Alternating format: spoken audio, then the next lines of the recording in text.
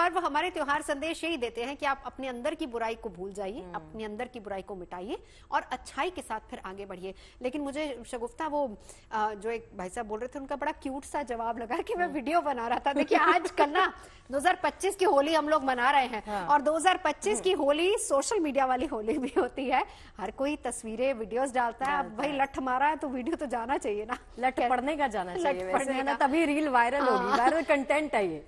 चलिए, दो खास मेहमान हमारे साथ स्टूडियो में मौजूद है, लेकिन शुरुआत अरुण शुक्ला जी आप ही से करूंगी। अब शुरुआत हम कर रहे हैं भद्रा से। देखिए घड़ियां नजदीक आती जा रही हैं होलिका दहन की, लेकिन साथ ही साथ भद्रा का साया भी है। पहले तो हमें शुभ मुहूर्त बता दीजिए और साथ ही साथ इससे बचने के लिए, क्योंकि अरविंद जी बहुत बार ऐसा देखा गया, मुझे याद है 2024 की भी अगर हम होलिका दहन की बात करें तो तब भी लगभग 11 बजे के आसपास का समय था, लेकिन बहुत से ऐसे इलाके हैं जहां पर लोग वेट नहीं करते या हम कहें कि ज्यादा पेशेंस नहीं, लोग पहले शुरू कर लेते हैं। पहली बात तो शुभ मुहूर्त में किया गया कार्य कितना फलदायी होता है, दूसरा शुभ मुहूर्त क्या है? देखिए शुभ मुहूर्त यदि आप जानना चाह रही हैं तो शुभ मुहूर्त तो है आपका जो है 11:26 के बाद समय आ रहा है और एक तरह से इसको रफली मोटा मोटी टाइम आपको 11:30 से 12:30 का मान के चलिए। ये 1 घंटे का जो मुहूर्त है ये आपका निशीत काल का मुहूर्त है। ये विशेष मुहूर्त है जिसको कहें कि पूजा का, पाठ का, होलिका दहन का। इसके अलावा लोग थोड़ा सा जो है मान लीजिए जो लोग नहीं जागेंगे, जो लोग पहले होलिका दहन कर देंगे तो भद्रा के मुख में ज्यादा जो है अरिष्टता होती है, भद्रा के पुंछ में जो है उतनी अरिष्टता नहीं होती है। तो भद्रा के जो पुंछ का टाइम है वो टाइम आपका 7 बज के लेकर के शाम को 8:18 के मध्य का टाइम है। तो इस टाइम पे भी प्रायः कहीं कहाँ जो है आपको देखने को मिलेगा कि होलिका दहन कर देंगे। अब बात आती है मुहूर्त। मुहूर्त अपने आप में एक विशिष्ट समय होता है। जैसे देखिए जब मुहूर्त पे आप काम करते हैं तो वह कई हजार गुना फल को प्रदान करता है। आप साधारण में करेंगे तो उसका भी कोई आपको अरिष्ट और पाप नहीं लगेगा, वह भी आपको पुण्य फल प्रदान करेगा, उससे भी आपको लाभ मिलेगा।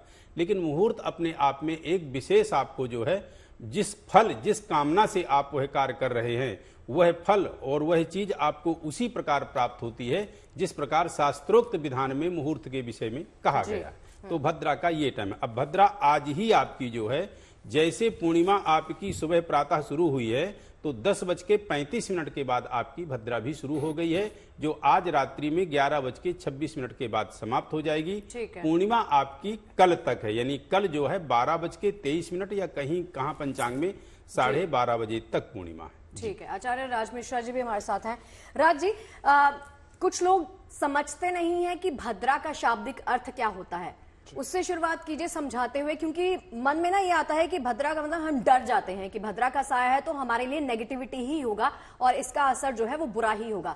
इसको समझाते हुए, और भद्रा के वक्त कोई भी किया गया मांगलिक कार्य हमारे लिए फलदायी साबित नहीं होता है, ये बताइए। इस पर जरूर बात करूंगा। और वाक्य में भद्रा डरने वाला विषय, भद्रा से हम ही नहीं डरते, देवता भी डरते थे। मैं इसको बताने का प्रयास करूंगा आखिर देवता क्यों डरते थे। लेकिन एक बात बताऊं, मैं धन्यवाद करूं आप दोनों का और जीएनटी की पूरी टीम का कि शायद जो सनातन के महत्वपूर्ण त्योहार हैं, जो भारत के महत्वपूर्ण त्योहार हैं, आप उन सबको पूरे देश में पहुंचाते हैं और सबको दिखाते हैं। एक बड़ी सुंदर भजन थी कि आज बिरज में होरी रे रसिया, वो एक भजन होती है ना, आज बिरज में होरी रसिया, अपने अपने घर से निकली कोई कारी कोई हाँ, होरी रे रसिया, आज बिरज में होरी रे रसिया, होरी रे रसिया बरजोरी रे रसिया, होरी रे रसिया बरजोरी रे रसिया, आज बिरज में होरी रे रसिया, आज बिरज में होरी रे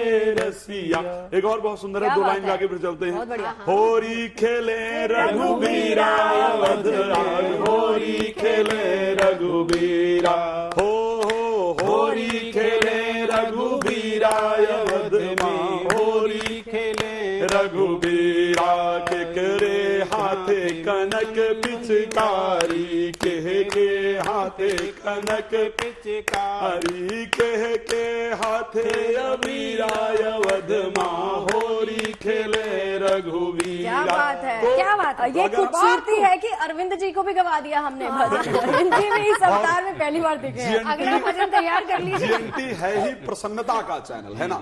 जीएनटी वो चैनल है, जब हम जीएनटी में पहुंचते हैं तो सारे बाकी रंग उतर जाते हैं डिबेट वाले। केवल GNT पॉजिटिव, हाँ, केवल सिर्फ पॉजिटिव रंग सात्विक आपको यहाँ ऊर्जा मिलता का है। जो प्रभाव है वो जीवन पर रह जाता है। अब चलिए भद्रा की बात कर लेते हैं।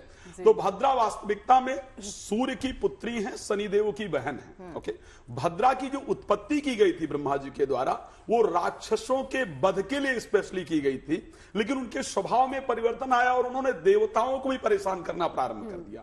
जब देवताओं को भी प्रारंभ किया तो देवताओं ने जाकर के ब्रह्मा जी से शिकायत किया कि भैया ये तो ठीक नहीं है, हमारे पूजा में विघ्न उत्पन्न कर रही है और हमें दिक्कत पहुंचा रही है। भद्रा क्योंकि शनिदेव की बहन है, उन्हीं जैसा उनका स्वभाव भी था। तो ऐसे परिस्थिति में ब्रह्मा जी ने कहा कि देखो भद्रा, तुम ऐसे परेशान नहीं कर सकती हो। कुछ विशेष मुहूर्त है, कुछ विशेष समय है, जो उसका पालन नहीं करेगा, जो तुम्हारा सम्मान नहीं करेगा, आप उसको विघ्न उत्पन्न कर सकते हो, उसके जीवन में विघ्न उत्पन्न कर सकती हो। तो भद्रा को क्या किया गया, 4 राशियां दी गई।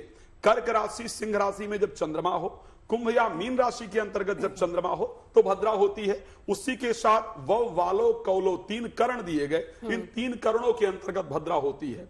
उसका सम्मान ना करने पर जो कार्य आप कर रहे हैं, उससे रिलेटेड जो कार्य है उसमें बाधा उत्पन्न होगा। तो जब हम होलिका मनाते हैं या श्रावणी पर्व मनाते हैं, रक्षाबंधन इत्यादि मनाते हैं, तो क्योंकि होलिका से हम धार्मिक कुछ चाहते हैं। आज का नियम एक है, बिल्कुल, हम भगवान को 5 रुपए का बूंदी चढ़ा करके 5 करोड़ की डिमांड रखते हैं। बिल्कुल। एक व्यक्ति क्या हुआ कि हनुमान जी के मंदिर जाए और बार बार कहे लड्डू चढ़ाए, भगवान मेरी लॉटरी लग जाए, हनुमान जी मेरी लॉटरी लग जाए। हनुमान जी ने एक दिन घुमाकर एक गधा मांगा, टिकट तो खरीद ले भाई। तो वो वाली जो परिस्थिति होती है, तो क्योंकि आप कुछ पाने के लिए त्योहार को भी मनाते हैं, तो ऐसी परिस्थिति में यदि भद्रा के समय, जब भद्रा पृथ्वी पर हो, उस समय कोई धार्मिक कृत्य किया जाए तो उसका पूरा प्रभाव नहीं प्राप्त होता है। तो इस प्रकार से भद्रा का महत्व है। तो चलिए, अभी तक हमने जाना क्योंकि भद्रा का साया है, भद्रा क्या है और क्यों हमें बचना है, ये सब हमने जाना।